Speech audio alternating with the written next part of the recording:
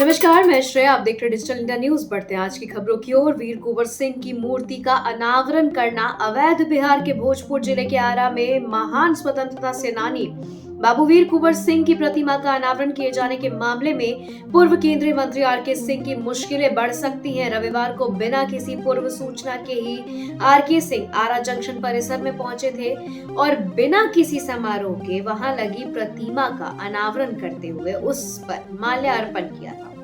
उनके साथ बड़ी संख्या में आम से लेकर खास लोग मौजूद थे। प्रतिमा के अनावरण के बाद बाबू कुंवर सिंह अमर रहे के नारे भी पूर्व सांसद और उनके समर्थकों की ओर से लगाए गए थे। बिहार चुनाव की तैयारी। बॉर्डर इलाकों में 393 चेक पोस्ट। बिहार विधानसभा चुनाव को ध्यान में रखते हुए 23 सीमावर्ती जिलों में 393 चेक पोस्ट की स्थापना की जा रही है। इनमें 50 एसएसबी चेक पोस्ट भी शामिल है। सोमवार को बिहार पुलिस की एडीजे जैन ने प्रेस वार्ता में यह जानकारी दी। उन्होंने बताया कि अन्य राज्यों के सीमावर्ती जिलों में भी 176 मिरर चेक पोस्ट स्थापित किए जाने के लिए संबंधित राज्यों में अनुरोध किया गया है।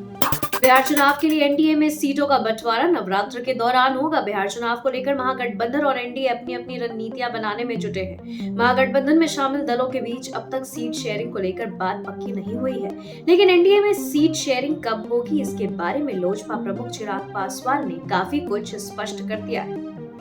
बिहार में शक्ति पीठों को ठीक से नहीं किया प्रमोट। मशहूर भोजपुरी अभिनेता और गायक खेसारी लाल यादव ने बिहार में पर्यटन स्थलों को प्रमोट किए जाने का मुद्दा उठाया है। खेसारी लाल यादव ने कहा है कि बिहार में 9 शक्ति पीठ है, लेकिन इन शक्ति पीठों को सही तरीके से प्रमोट नहीं किया गया, जिसकी वजह से आज इन शक्ति पीठों को बहुत कम लोग जानते हैं।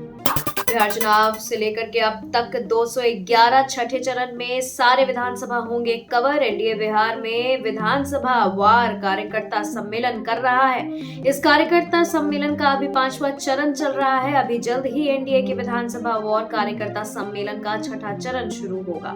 बैठक में शामिल जदयू के प्रदेश अध्यक्ष उमेश कुशवाहा ने बताया कि विधानसभा वार सम्मेलन का 6ठा चरण 24 सितंबर से शुरू होगा और 28 सितंबर तक चलेगा।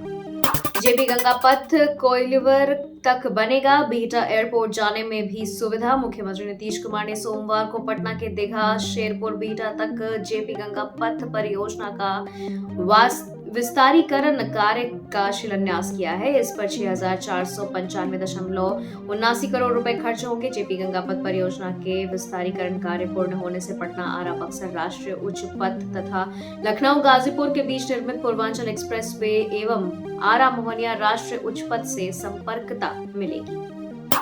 कांग्रेस के 255 नेता पटना में करेंगे मंथन। बिहार में होने वाले विधानसभा चुनाव को लेकर हलचल तेज है। सियासी दल चुनाव की तैयारियों में जुटे हैं। इस बीच 24 सितंबर को कांग्रेस की एक बड़ी बैठक राजधानी पटना में आयोजित होने वाली है। कांग्रेस के प्रदेश प्रभारी कृष्णा अल्लावरू ने कहा, कांग्रेस वर्किंग कमेटी की बैठक में बिहार से भारत के मुद्दों की बात होगी। 24 सितंबर को पटना में होने वाले कांग्रेस कार्य समिति के विस्तारित बैठक ऐतिहासिक होगी। इसमें लगभग 225 कांग्रेस नेता शामिल होंगे। एचडीएफसी बैंक में दिन दहाड़े डाका। झारखंड के देवघर से एचडीएफसी बैंक से करीब 2 करोड़ से अधिक का सोना और कैश लूटने की खबर सामने आई है।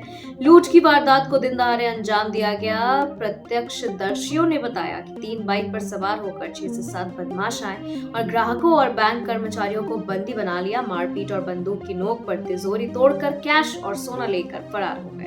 कुर्मी आंदोलनकारियों पर आरपीएफ ने की बड़ी कार्रवाई। 20 सितंबर को चक्रधरपुर रेल मंडल के सोनुआ और सिनी गम्हरिया और गम्हरिया कांड्रा रेल खंड में हुए कुर्मी समाज के रेल टेका डहर छेका आंदोलन में चक्का जाम के मामले में आरपीएफ ने 25 से अधिक लोगों पर मामला दर्ज किया है। अमित शाह पर टिप्पणी का मामला। राहुल को कोर्ट से छूट मिलेगी या नहीं। कांग्रेस सांसद राहुल गांधी द्वारा दायर की गई अर्जी पर सोमवार को एमपी एमएलए कोर्ट चाईबासा में सुनवाई पूरी हुई। राहुल गांधी ने अपने अधिवक्ता सुभाष चंद्र मिश्रा के माध्यम से दंड प्रक्रिया संहिता की धारा 205 के तहत ट्रायल के दौरान व्यक्तिगत उपस्थिति से छूट की मांग की थी। कोर्ट ने दोनों पक्षों की दलीलें सुनी, उसके बाद फैसला सुरक्षित रख लिया, जो 4 अक्टूबर को सुनाया जाएगा। खबरों के सिलसिलों में फिलहाल इतना ही। बने रहे डिजिटल इंडिया न्यूज के साथ। नमस्कार।